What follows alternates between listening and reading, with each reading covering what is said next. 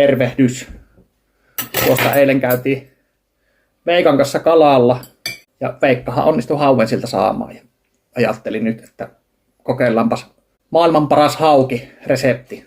Eli pistin hauen ruodottomaksi fileeksi ja fileen tuommoiseksi suikaleeksi. Siellä on pippuria, suolaa, sitruunaa, paprikamaustetta.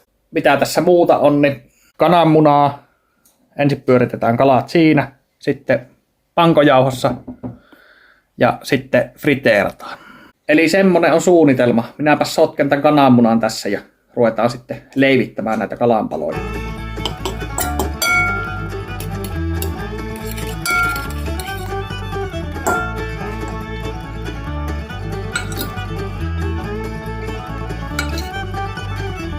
Eli tuolla lailla muutama kerrallaan ja tämmönen kannellinen astia on hyvä, kun heittää tänne nämä kananmunassa pyöritetyt kalanpalat ja sitten ravistaa vaan näin, niin se on siinä. Ja nämä puhtaaseen astiaan. Mutta minäpäs leivitän nää, niin katsotaan sitten tuo friteeraus. Eli minä pistin öljyä tuohon kattilaan. Semmoisen 5 senttiä ehkä on niin kuin kattilan pohjalla öljyä. Ja ykköselle pistin lämpeämään, eli sitä ei kannata kutoselle pistää. Ja öljyn kanssa muutenkin niin kannattaa olla varovainen, eli jos se syttyy tai on tosi kuumaa ja sinne heität vettä, niin se on liekkiä iskee, eli sen kanssa tosi varovainen. Ja myöskään sitä ei kannata viemäriin sitten kaataa, että se oikein oppinen hävitys. Voin vaikka laittaa tuonne videon kuvaukseen, miten se oikein oppisesti hävitetään. Tietysti sen voi kaataa naapuri, jos naapurilla on vanha dieselimersu, niin sinne vaan tankkiin.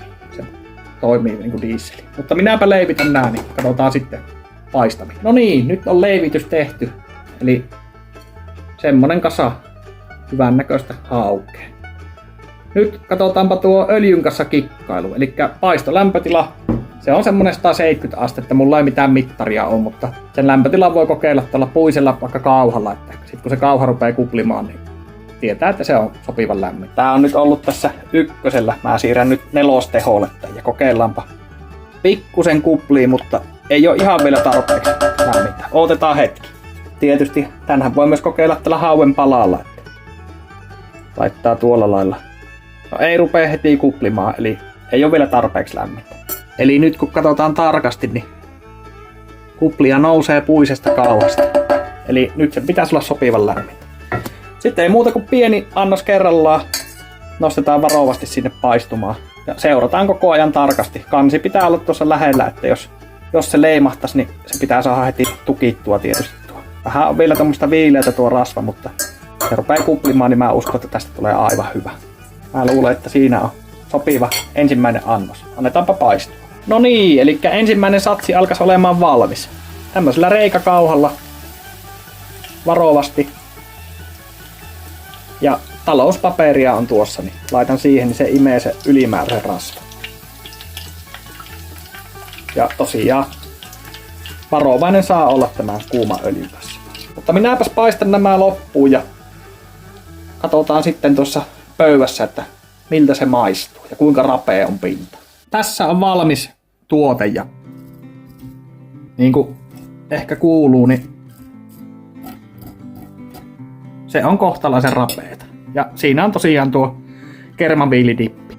Semmonen pala. Kastetaan. Ja sitten ei muuta kuin ääntä kohti.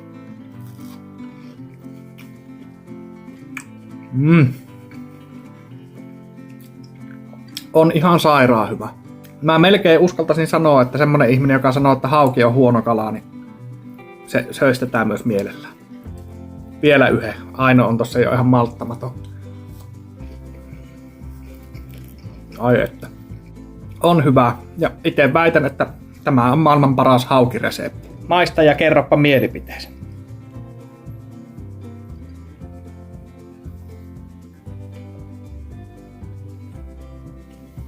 Onko hyvää? Onko parasta haukea mitä on olemassa?